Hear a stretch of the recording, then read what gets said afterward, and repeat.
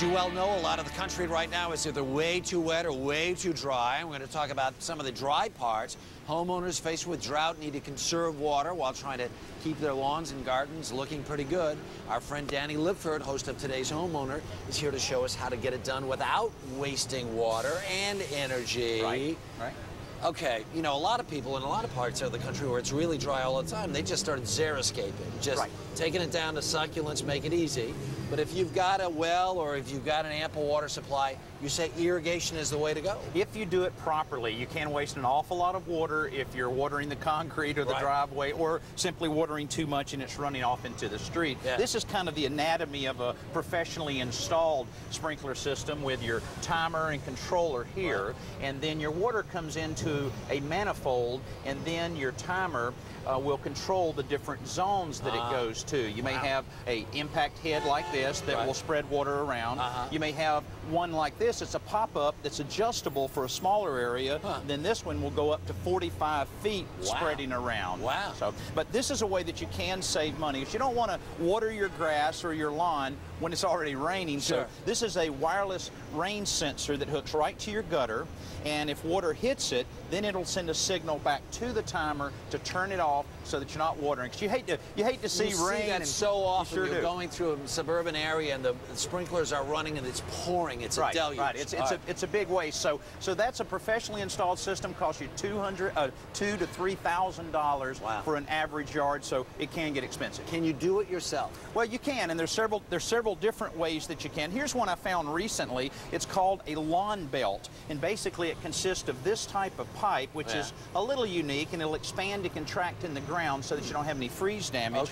Then you have a series of fittings that you're able to slip in, and then you have different fittings to go around it, and then you can hook this to a water hose or a timer. But the real beauty of it is how easy it is to install.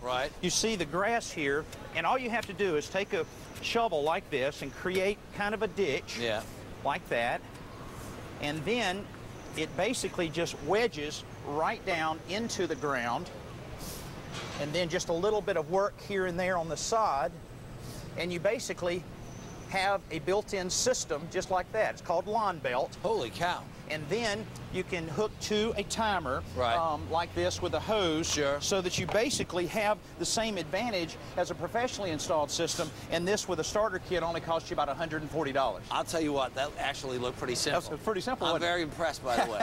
You're hired. And now that the minimum wage is going up, maybe we can afford it. But that's, you know, overall for grass, this is the way you have to have it.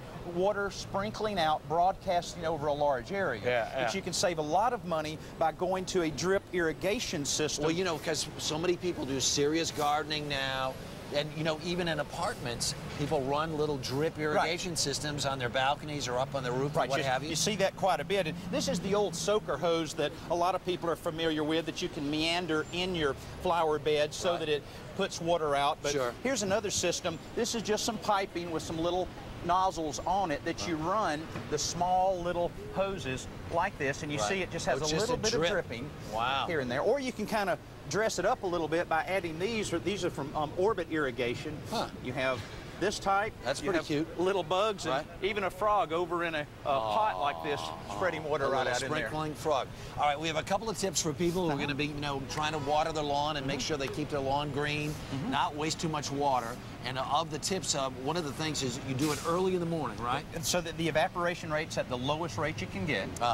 Make sure that all the sprinkler heads are in everything are in actual operating order. And you say install a rain sensor. Right. The rain sensor, like we mentioned earlier, will keep you from sprinkling your yard when the rain is sprinkling the yard. And if we put mulch down, what does that do? The mulch really will help retain that moisture around the plants so that you have to use less water to keep those plants looking healthy. There you go. All right, Harry. All right, I got about 600 more square yards to do here a little bit later on. Well, I have the tools in the truck. We'll head out that way. Good no problem. All right, thanks, Danny. Coming up next, do you like shopping? Do you like it a little too much? We'll look at the downside of retail therapy. So stay right there.